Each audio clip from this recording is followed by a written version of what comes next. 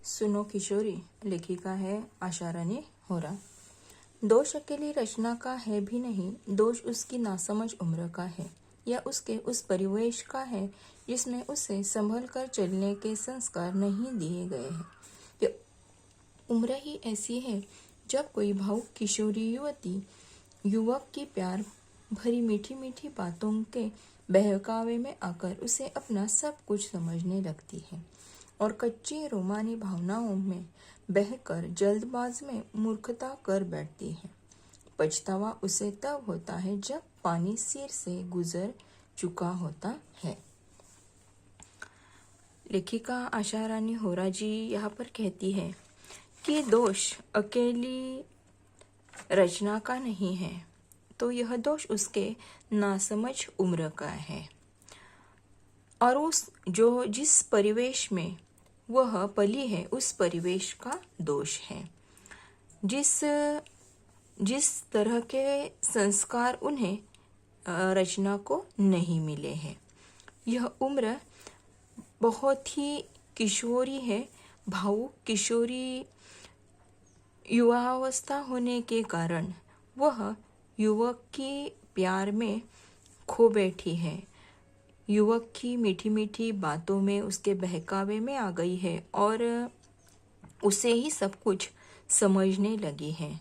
लेकिन अभी उसकी उम्र कच्ची है, सो ऐसे उम्र में जल्दबाजी करना मूर्खता है कि जो रचना कर रही है और अब निर्णय लेने के बाद में उसे पछतावा हो जाएगा। सो इसीलिए पानी सिर से गुजर जाने से पहले उसे सतर्क रहना होगा, यानी कि समय जाने के पहले ही उसे सतर्क रहना पड़ेगा।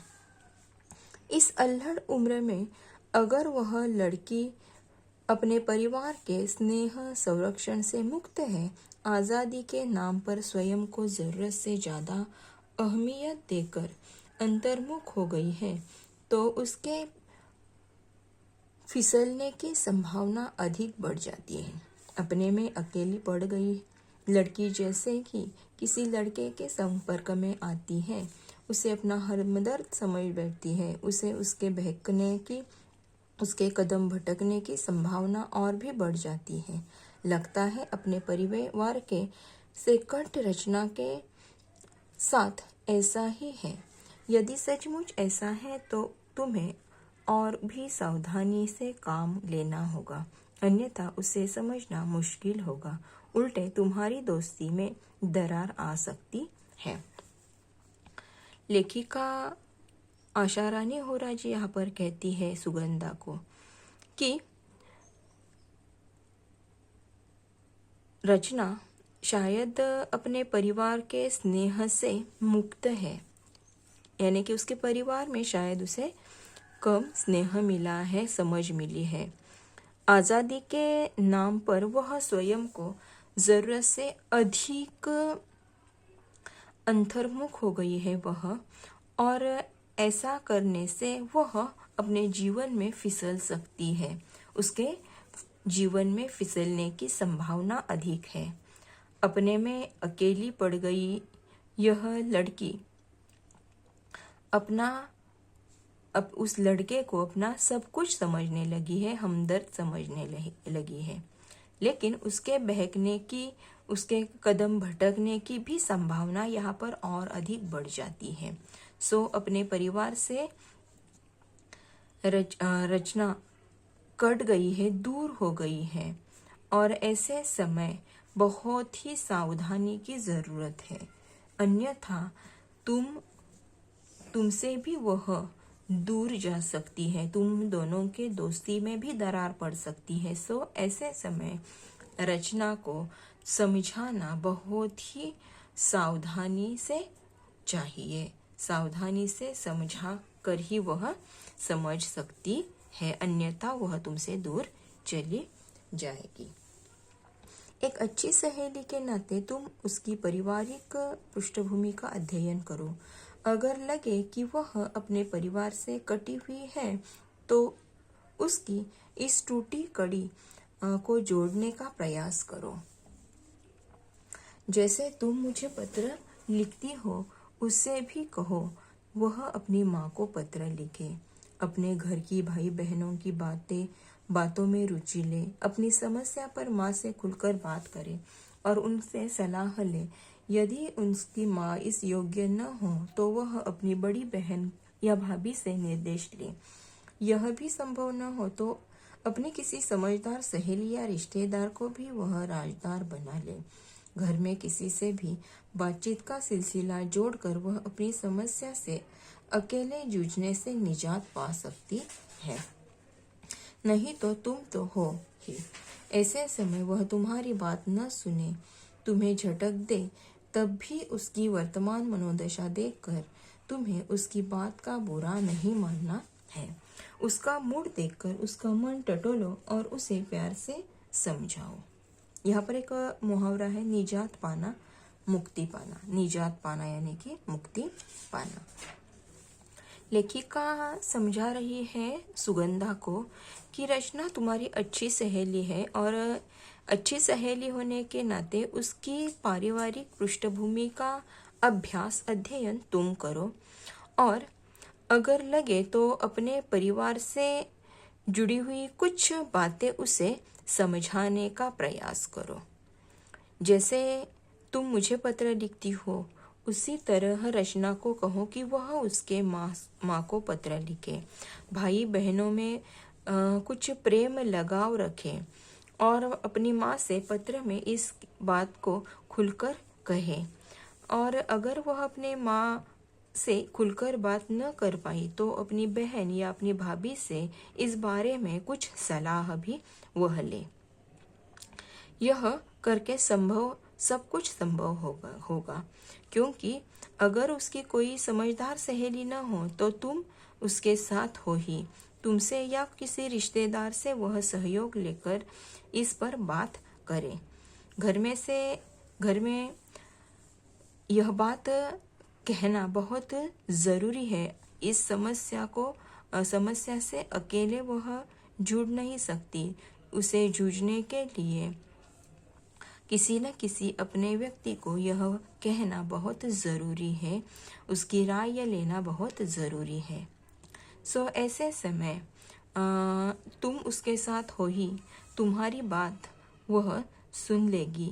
अगर तुम्हारी बात वह झटक दे, तुम्हारी बात न सुने तो उसकी सद्य स्थिति जो है, वर्तमान स्थिति है, वह तुम समझ लो और उसकी बात का बुरा भी तुम न मानो। उसका मूड देखकर उसे इस बारे में बात करो, उसे समझाओ, उसे टटोलो, प्यार से समझाओ और आगे बढ़ो।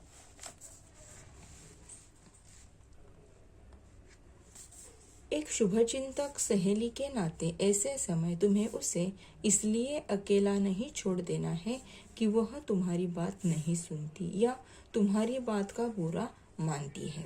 तुम साथ छोड़ दोगी तो वह और टूट जाएगी। अकेली पड़कर वह उधर जाने के लिए कदम बढ़ा लेगी जिधर जाने से तुम उसे रोकना चाहती हो।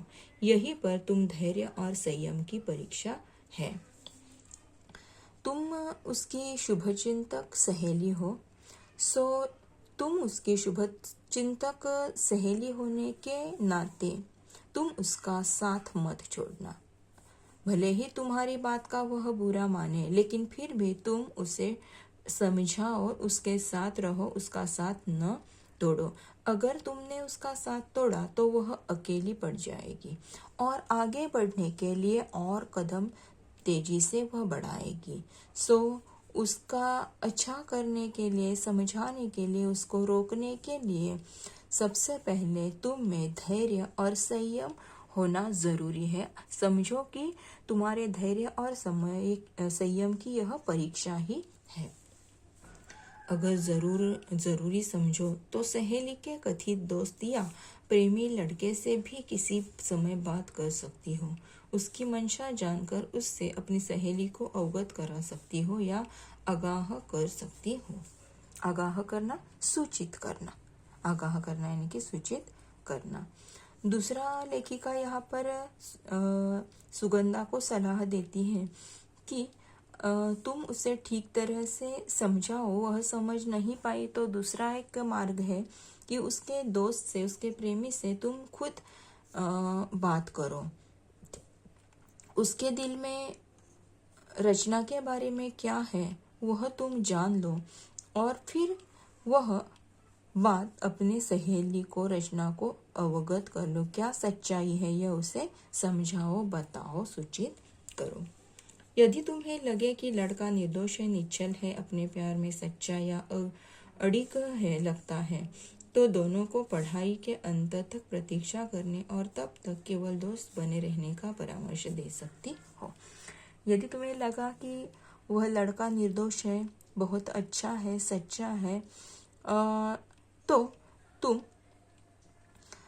दोनों को भी अंत तक प्रामाणिक रहने की सलाह दो, प्रतीक्षा करने की सलाह दो कि जब उसकी पढ़ाई समाप्त होगी तब तक दोनों होगी तभी वे शादी करें, या तब तक वे दोनों दोस्त बनकर रहे और पढ़ाई पूर्ण होने के बाद ही वह शादी करें। पर यहाँ भी तुम्हें सतर्कता बरतनी होगी। रचना को विश्वास में लेकर दोस्ती के दौरान उससे कोई गलत कदम न उठाने का वायदा लेना होगा, वरना दूसरों की आग बुझाते अपने हाथ जला लेना कोई अनहोनी या असंभव बात नहीं। इसलिए मैंने कहा है, यह तुम्हारी सोच समझ की भी परीक्षा होगी।